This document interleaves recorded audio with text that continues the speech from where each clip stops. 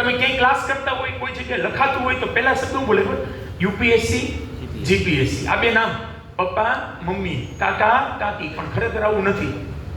UPSC પછીની જો કોઈ બીજા નંબરની ઊંચી એક્ઝામ હોય તો એનું નામ છે સ્ટાફ સિલેક્શન કમિશન દ્વારા લેવાતી CGL, combined graduate level income tax officer, crime branch of investigation, CID officer.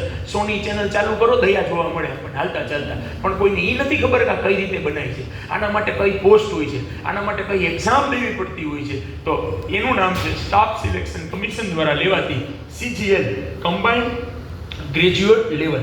ચલો, આનો સિલેબસનો તમને પ્રિલિમનો સિલેબસ કહું. 25 નું મેથ્સ 50 માર્ક. કેટલા માર્ક બોલો તો? 50. એટલે એક ક્વેશ્ચન કેટલા માર્કનો બોલો તો? 2 માર્ક. 25 નું રીઝનિંગ 50 માર્ક. 25 પ્રશ્ન ઇંગ્લિશના 50 માર્ક અને 25 પ્રશ્ન GK GS ના 50 માર્ક. તો ટોટલ કેટલા માર્કનું પેપર બોલો તો? 200 માર્કનું પેપર. અને ક્વેશ્ચન કેટલા છે બોલો તો? 100. આ પ્રિલિમિનરી એક્ઝામ. એવી જ રીતના ઓલાની જેમ મેન્સ એક્ઝામ આવે, સેમ ટુ સેમ. આ પોસ્ટ ઊંચામાં ઊંચી પોસ્ટ સ્ટાફ સિલેક્શનની. એનાથી નીચેનામાં પોસ્ટ આવે. ગિરનાર ટોપિક કદાચ બધા જોઈએ છે.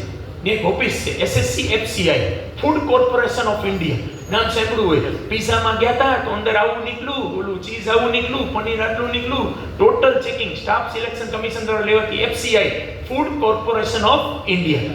જે એક્ઝામ તમે ગ્રેજ્યુએશન ઉપર આપી શકો. SSC CGL ગ્રેજ્યુએશન ઉપર, FCI પણ ગ્રેજ્યુએશન ઉપર. હવે સર મારે ગ્રેજ્યુએશન નથી અને મારે 12 પાસ ઉપર એક્ઝામ દેવી છે, તો SSC CHSL, combined higher secondary level CHSL, આ ભરતી 12 પાસ ઉપર દઈ શકો. અને 10 પાસ ઉપર એક્ઝામ આવતી હોય છે SSC MTS.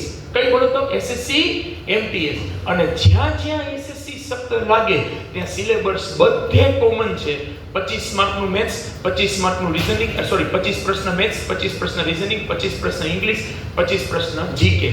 અને ટોટલ માર્ક બધાયના ગુણ્યા 2, એટલે કે 50 નું મેથ્સ, 50 નું રીઝનિંગ, 50 નું ઇંગ્લિશ, 50 નું GK. ટોટલ કેટલા માર્કનું પેપર બોલો તો? 200 માર્કનું. પછી તમે CHSL દો, FCI દો કે SSC CGL દો, બધાયનો પહેલો રાઉન્ડનો પ્રિલિમનો સિલેબસ બધાયનો સેમ જ છે.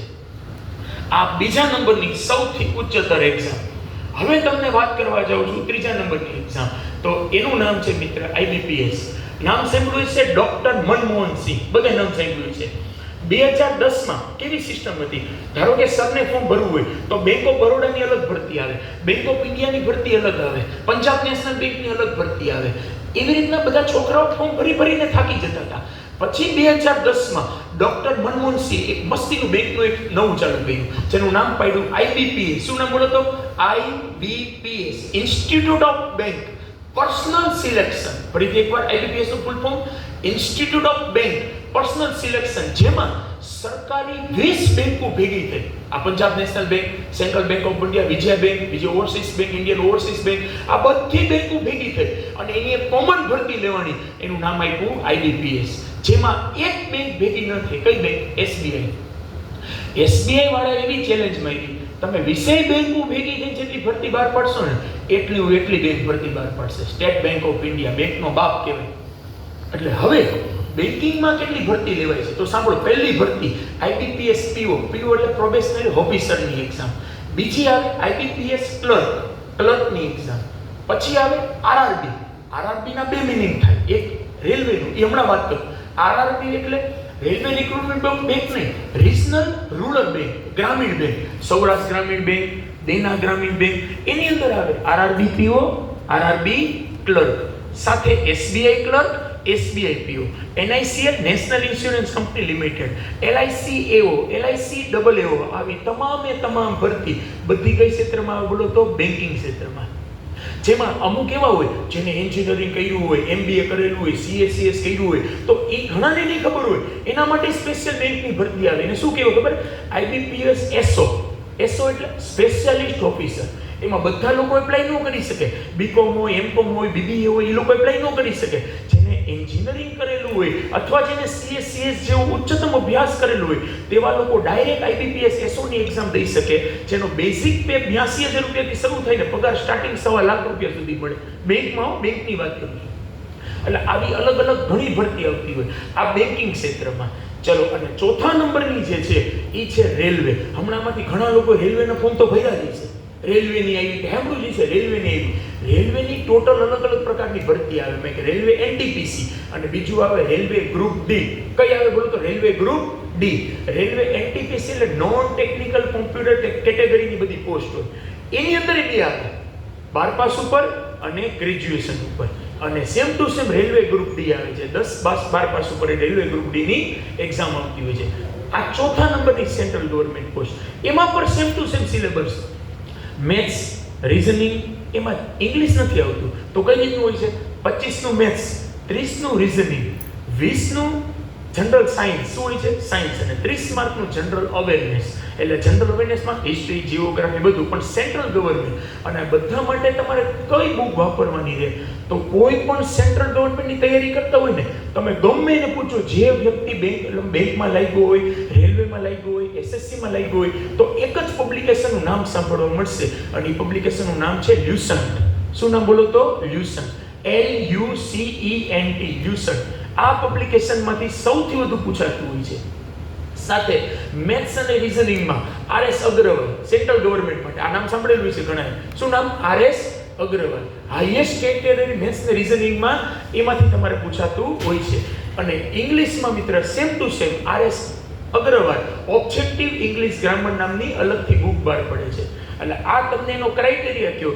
આ ગમે એ તૈયારીઓ, પછી તમે IBPS દો, SSC દો, બુક તો તમારે કોમન એક જ વાર વસાવવાની છે. કન્સેપ્ટ સરખો જ છે, ખાલી અમુકમાં ફેર પડે. એસએસસીમાં જીઓમેટ્રિક આવે, IBPSમાં જીઓમેટ્રિક એટલે કે ભૂમિતિ ન આવે. આવા અમુક માઇનોર પોર્શન ચેન્જ થતા હોય છે. બાકી તમામે તમામ કેટેગરીના બધી વસ્તુ તમને બુકની ડિટેલમાં મળે. સાથે મિત્ર હવે કેવું થયું, આ ભાઈ તૈયારી કરે છે, આ બેન તૈયારી કરે. સર એક મોટામાં મોટો પ્રશ્ન, સાહેબ અમારા સનને એ નથી ખબર આ ભરતી ક્યારે આવી વહી જાય છે ને ખબર જ નથી પડતી. એના ફોર્મ ક્યારે ભરાય છે, એની ડેટ ક્યારે મુકાઈ જાય છે. તો મિત્ર આ સાઇટ બધા યાદ રાખજો.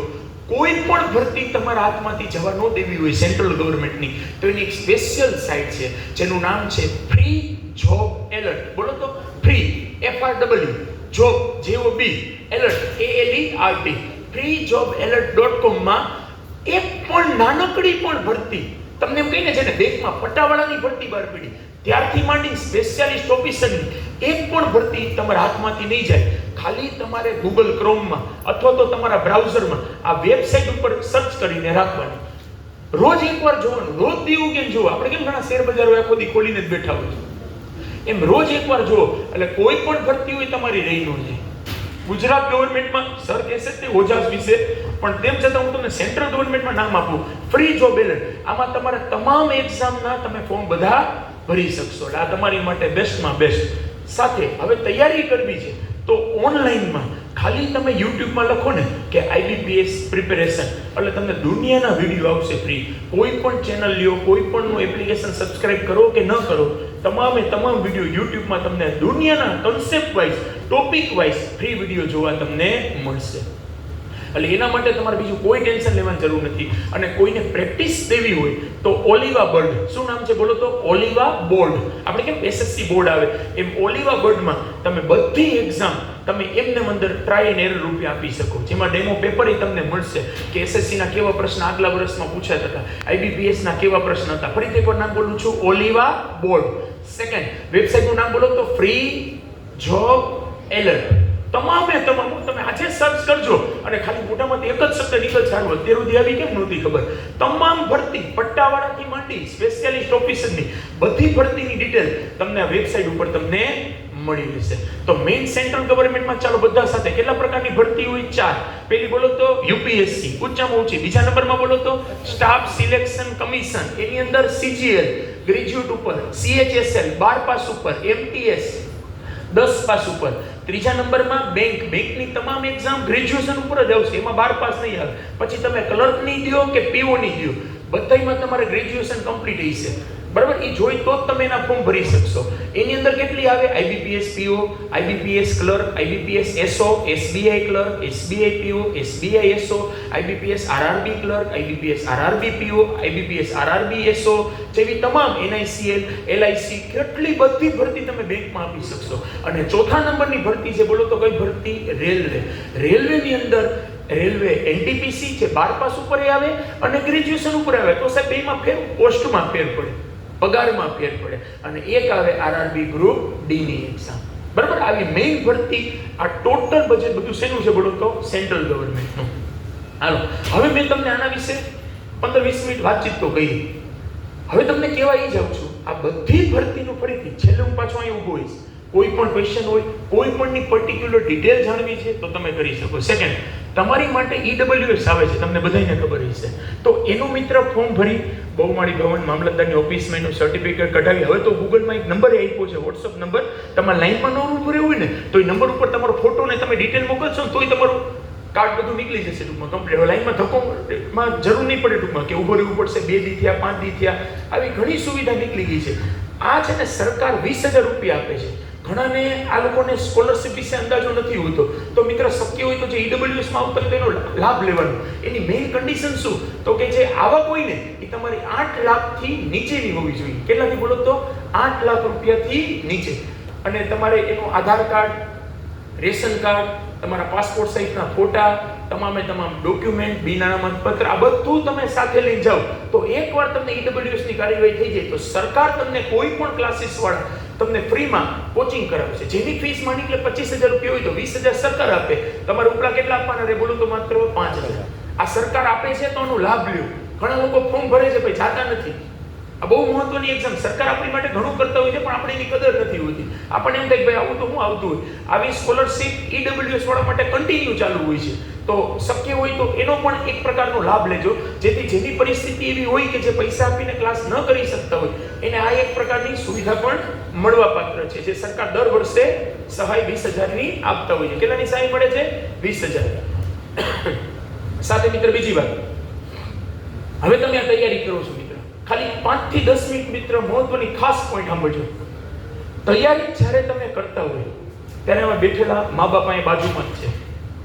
નાનપણમાં મિત્ર અથવા તમે તમારી જિંદગીમાં સાંભળે છે ભાઈ તમારો મોટિવેશનલ કોણ? હા બજો જસવાલ સાહેબ, હું તો સંજય મહેશ્વરી ને સંદીપ મહેશ્વરી ને મારો મોટિવેશનલ માનું છું, સંજય રાવલ ને માનું છું. હા બજો XYZ, MS ધોની મારો ભગવાન છે, વિરાટ કોહલી જેવો કોઈ નથી, શાહરુખ ખાન ને જોવું એટલે મને ખબર નહીં કંઈક થાય છે.